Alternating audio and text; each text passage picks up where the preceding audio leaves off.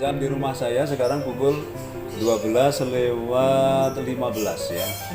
Ada waktu kurang lebih 30 menit. Saya senang sekali untuk menulis pandangan Anda ya. Apapun ide kritis, apalagi senang sekali saya menulisnya ya. Syukur saya bisa menanggapi, kalaupun tidak, buat saya itu sebuah hadiah untuk saya terdorong belajar ya. Meskipun saya udah berumur 51, tapi tidak berarti sudah berhenti belajar gitu ya. Kalau Anda ingin bertanya pun boleh, maka silahkan. Sekarang waktu untuk Anda untuk menyampaikan. Siapa yang memulai? Assalamualaikum Pak. Waalaikumsalam. Nur Aini Nala Aiza, silakan. Iya Pak, saya mau tanya, bendera kan termasuk identitas nasional suatu negara. Iya. Jika terjadi persamaan warna bendera, bagaimana Pak? Iya. Terima kasih. Terima kasih ya Nur Aini. Ada beberapa negara di mana unsur warnanya ada yang sama. Dengan Singapura saja kita hampir sama, merah putih. Hanya beda ada bintangnya. Kemudian dengan Polandia juga hampir sama.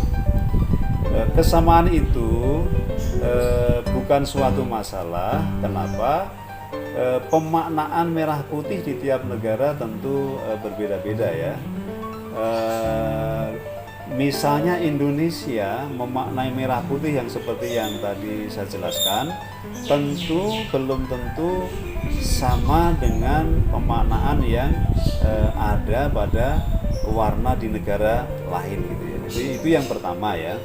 Sehingga warna itu tidak menjadi hal yang problematik gitu ya. Yang kedua, kebetulan tidak ada bendera yang persis sama, itu tidak ada. Jadi meskipun ada unsur warna yang sama, tetapi tetap saja ada penciri lain yang kemudian membedakan antara bendera kita, bendera merah putih, dengan bendera lain yang dimiliki oleh negara lain. Misalnya merah, putih, biru.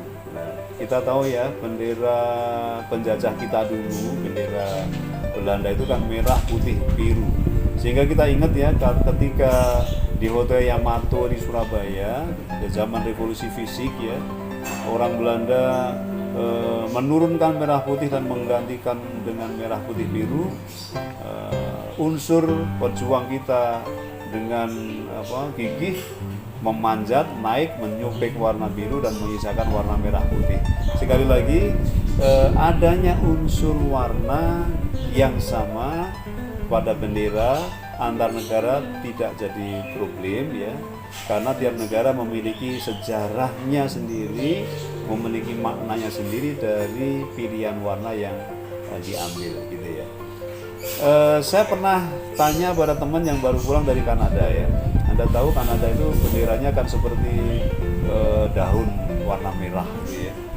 Ternyata memang daun. Jadi itu saya tanya, kenapa kok daun? Memang di situ ada jenis pohon yang konon hanya tumbuh di Kanada, dan itu menjadi salah satu pengingat, menjadi ciri, menjadi identitas dari negara Kanada. Benderanya seperti warna daun gitu ya. Jadi dasarnya putih, lalu di tengahnya ada simbol daun warna merah gitu ya.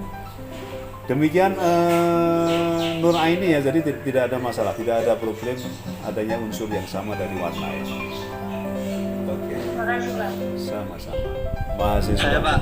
Oke. Ini Muhammad Zaki Abiraya, silakan Zaki. Ya, saya mau menyinggung tentang konstitusi Pak. Ya. Kan seperti kita ketahui bahwasannya di Indonesia kan wajib untuk beragama. Ya. Nah, pertanyaan saya, apakah seseorang yang tidak beragama atau ateis atau agnostik ateis itu dapat kena sanksi seperti pidana? Contohnya gitu. Kalau misalkan dipidana, mengapa banyak public figure yang masih beraliran ateis Pak, seperti Coki Pardede? Iya. Betul, ini pertanyaan yang sangat menarik ya, sangat menarik. Jadi kembali kepada statement awal bahwa dasar negara kita Pancasila, Panca itu 5, Sila itu dasar. kita lari ke dasar yang pertama, yaitu ketuhanan yang Maha Esa. Nanti semua sama, semua sila, semua dasar itu kita sikapi sama ya. Kemudian ini landasan ideal. Jadi idealnya seluruh warga negara adalah umat beragama. Nanti kalau kita lari ke sila kelima, idealnya seluruh warga negara Indonesia adalah memiliki prinsip, mengusung prinsip keadilan sosial.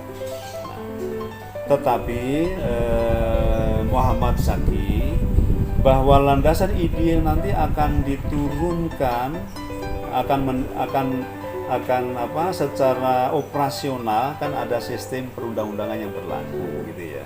Kelihatannya kalau terkait dengan kehidupan beragama, dulu di era Orde Baru memang ada satu gerakan nasional, ada lembaga BP7 namanya, yang kemudian mengeluarkan produknya adalah kegiatan yang namanya P4.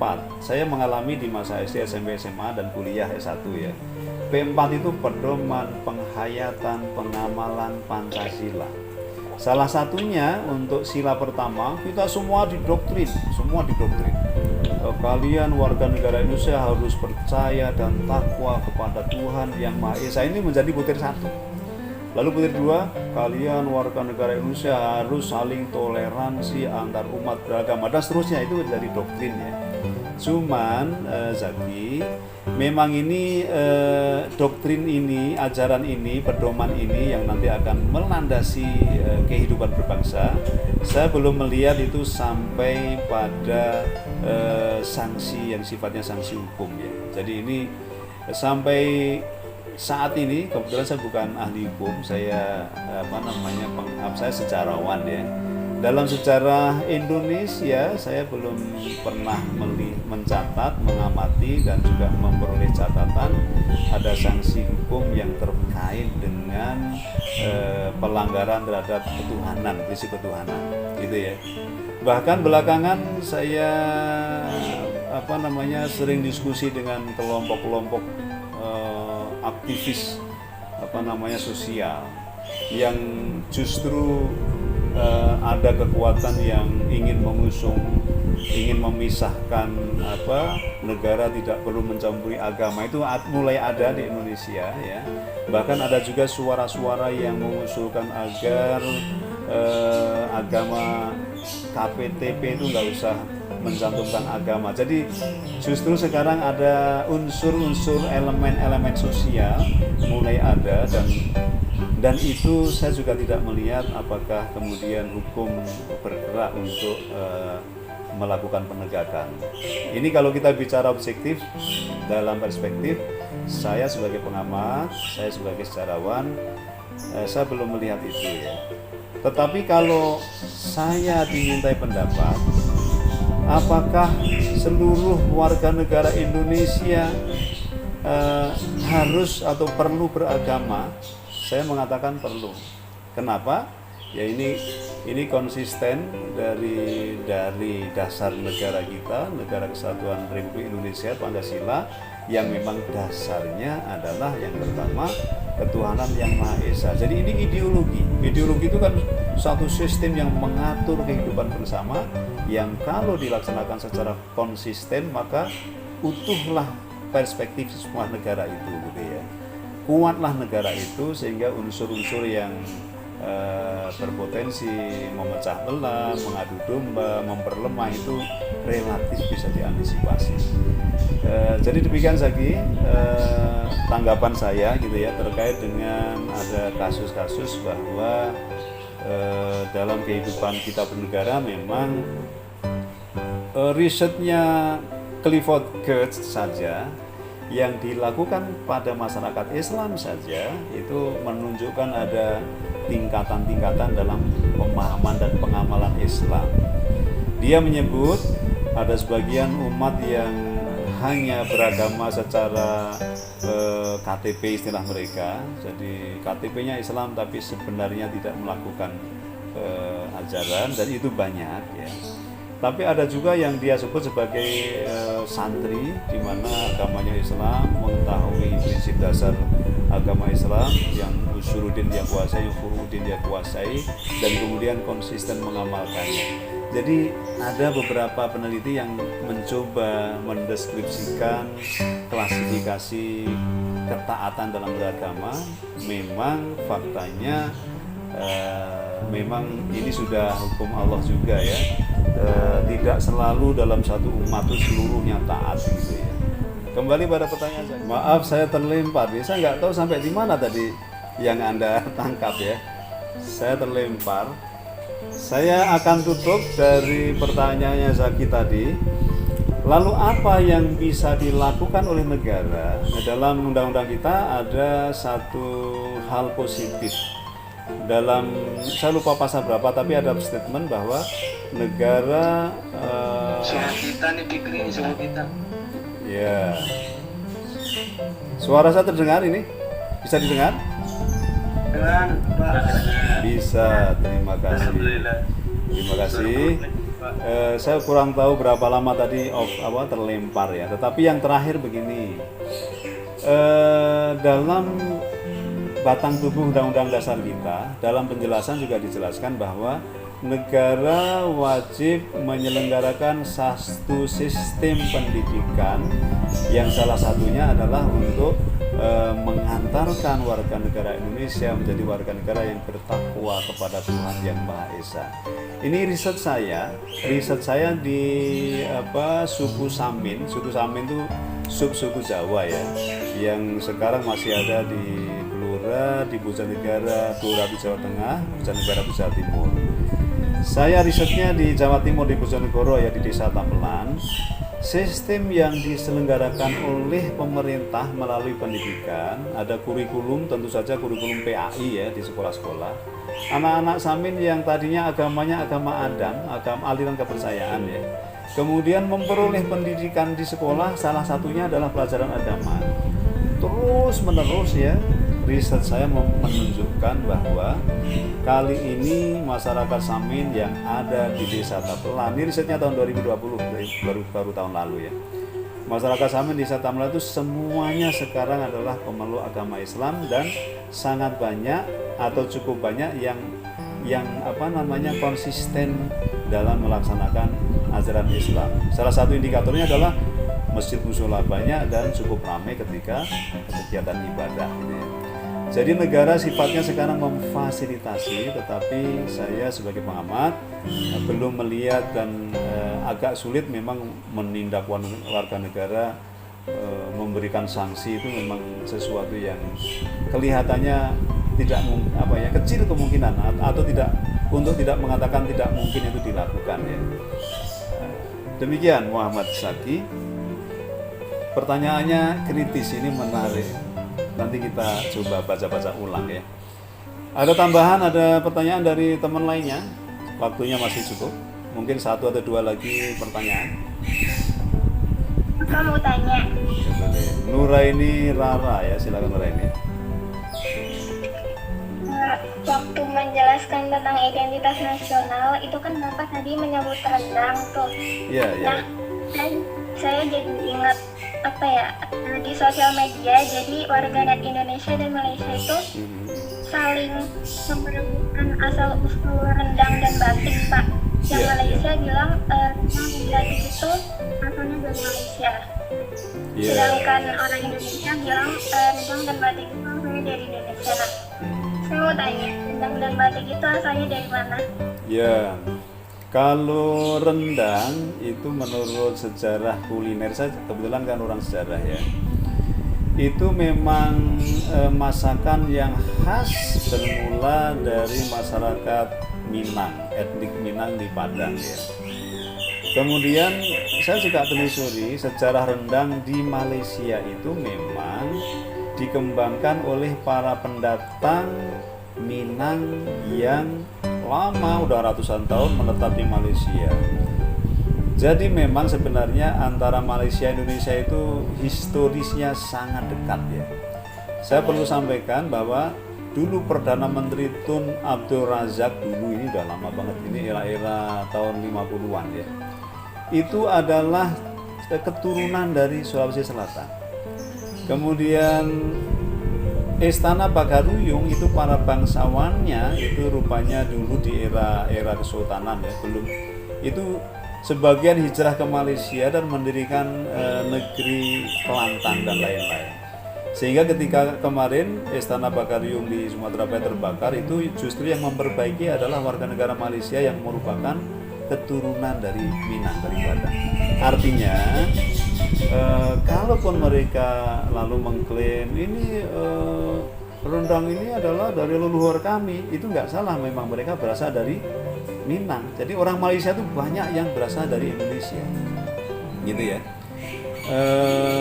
Maka kalau saya menjadi diplomat misalnya, itu yang saya tekankan justru rendang menjadi perekat hubungan persahabatan antara Indonesia Malaysia karena banyak unsur kesamaan historis gitu ya.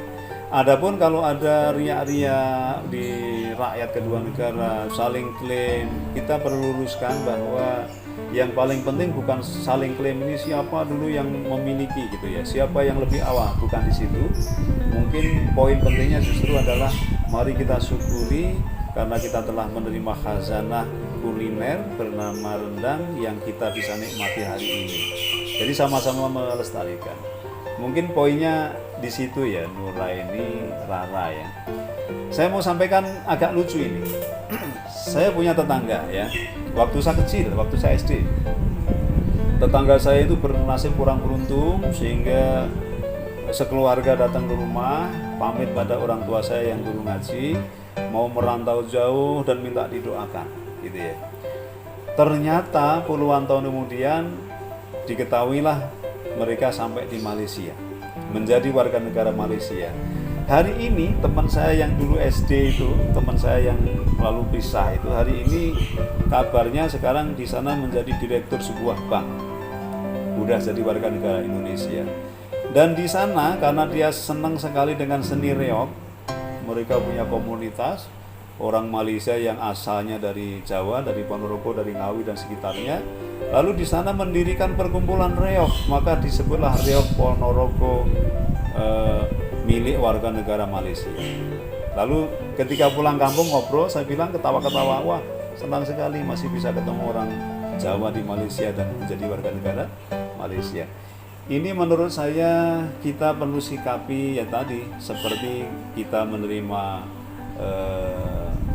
etnik Arab yang telah ratusan tahun di Indonesia dan kita sudah menerima budaya Arab menjadi bagian dari budaya Indonesia. Sama dengan kita menerima teman dari etnik Cina yang sudah ribuan ratusan tahun tinggal di Indonesia dan sekarang di Indonesia mengembangkan seni barongsai. Ada sekarang varian baru barongsai yang dimainkan oleh anak Islam, itu barongsai Islami. Jadi, ada berita baru tapi nanti akan saya telusuri. Jadi teman-teman, dalam perspektif ukhuwah Islamiyah, ukhuwah wataniyah, ukhuwah insaniyah, tentu kita lebih memilih untuk diplomasi damai daripada menjadikan alasan untuk kadang-kadang kan bertikai di medsos kan nggak habis-habis gitu ya. Demikian pandangan saya ya, Nuraini. Terima kasih pertanyaannya. Oke, yang terakhir ya, satu lagi kalau ada, alhamdulillah, pertanyaan terakhir dari kelas 1B. Kalau masih ada silahkan. Saya Pak. Ya, satu lagi ya, Muhammad Firman Zaki. Silahkan Muhammad Firman Zaki. Tadi kan sebagaimana yang telah Bapak jelaskan, kalau zaman sekarang atau era sekarang itu adalah globalisasi ya Pak. Iya. Sehingga banyak kebudayaan asli yang masuk ke Indonesia. Iya. Nah, baik itu dalam bentuk makanan, film ataupun hiburan lainnya gitu. Iya. Nah, tapi ketika kita suka atau istilahnya menyukai budaya asing, ada banyak yang mengatakan kalau kita itu tidak patriotis, tidak nasionalis atau tidak cinta tanah air. Iya. Nah, bagaimana pandangan atau pendapat Bapak mengenai masalah ini, Pak? Iya. Terima kasih. Baik, pertanyaan menarik ya dari Zaki Firman Zaki Dalilah ya. Betul, dan fenomena global, fenomena relasi antar warga negara, antar warga dunia memang sejarah mencatat terjadi bahkan sudah ribuan tahun dan mungkin tidak akan bisa dihentikan ya. Kita Indonesia itu terbentuk memang akibat dari pengaruh-pengaruh dari budaya istilahnya itu konvergensi antara budaya lokal dan budaya internasional. Nah, konteks terakhir ya, Zaki bagus sekali punya kecermatan ya, bahwa belakangan kita tahu di era medsos, di era global, era informasi ini, berbagai budaya asing sudah menjadi bagian dari hidup kita ya. Teman-teman yang suka nonton bukan teman-teman ya, orang lain lah itu ya, yang suka nonton drama Korea itu luar biasa kesukaannya. Saya punya mahasiswa dulu di IPS ya, sekarang jadi novelis, jadi penulis novel. Itu obsesinya semua setting adalah Korea. Bayangkan, yang ada di kepalanya itu Korea saja. Nah, lalu bagaimana kita menyikapi itu? Saya merefer pada azas trikon yang pernah saya sampaikan ya, pada prinsip yang ditekankan oleh Ki Hajar Dewantara. Yang pertama, intinya adalah unsur pertama, kita memang harus berteguh hati untuk mewarisi nilai budaya yang luhur. Luhur itu maknanya kan yang bermanfaat, yang logis, yang ilmiah, kemudian yang benar gitu ya.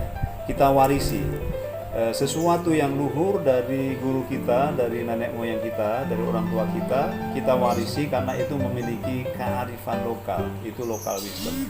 Ini prinsip pertama, ini asas pertama, namanya kontinuitas. Saya ulang lagi ya, kontinuitas berarti continue mewarisi kebaikan dari nenek moyang, dari tradisi yang diwariskan oleh nenek moyang.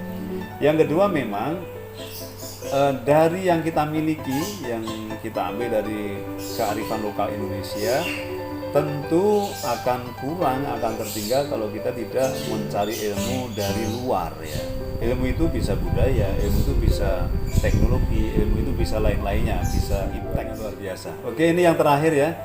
Yang terakhir tadi kontinuitas. Kedua kita memang didorong untuk melakukan konvergensi.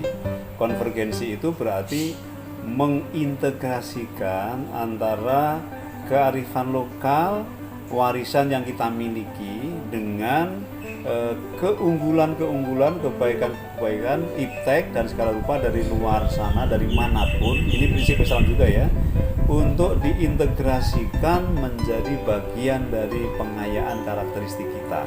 Jadi ini pertama kontinuitas, kedua tadi konvergensi, dan yang ketiga memang ini yang agak terkait dengan pertanyaannya Zaki Dalilah tadi ya. Yang ketiga, kita harus tetap menjaga konsentris kita. Konsentris itu berarti pusat referensi utama kita ya, landasan kita, pegangan kita lah gitu ya. Kita memang diharapkan tidak lari dari pedoman kita, dari landasan kita. Tentu bagi umat Islam adalah ya agama kita, tetapi agama kita kan memang kemudian diakui oleh negara ini yang berdasarkan ketuhanan yang Maha Esa. Jadi kalau dalam kehidupan berbangsa dan bernegara, meskipun kita didorong untuk konvergensi dengan mengambil unsur unggul, unsur baik dari asing, terutama iptek gitu ya, kita harus tetap berlandaskan pada jati diri kita. Landasan kita adalah Pancasila. Mungkin itu catatan yang perlu kita garis bawahi terkait dengan hal-hal yang terkait dengan bagaimana kita menyikapi hal yang berasal dari luar, apakah budaya, apakah iptek gitu ya. Selama kita tetap berpegang pada landasan kita itu saya kira tidak masalah, masih disesuaikan dengan karakter kita sebagai bangsa Indonesia, begitu ya. Terima kasih Zakirillah. Jam di rumah saya sudah jam 12:46 ya. Mungkin saatnya kita istirahat untuk sholat zuhur. Minta maaf kalau ada yang salah. Kemudian kita tetap bersemangat. Semoga pekan depan masih saya yang siapkan materi. Pekan depan kita akan belajar tentang masyarakat madani. Nanti 2 pekan yang akan datang adalah kelompok 1 ya. Jadi kelompok 1 saatnya untuk menyiapkan makalah, PowerPoint dan segala rupa sehingga nanti 2 pekan yang akan datang siap untuk diskusi gitu ya. Bersama mari kita akhiri pertemuan kita dengan membaca doa kifaratul majlis. Subhanakallahumma wa bihamdika asyhadu an la ilaha illa anta astaghfiruka wa atubu ilaik.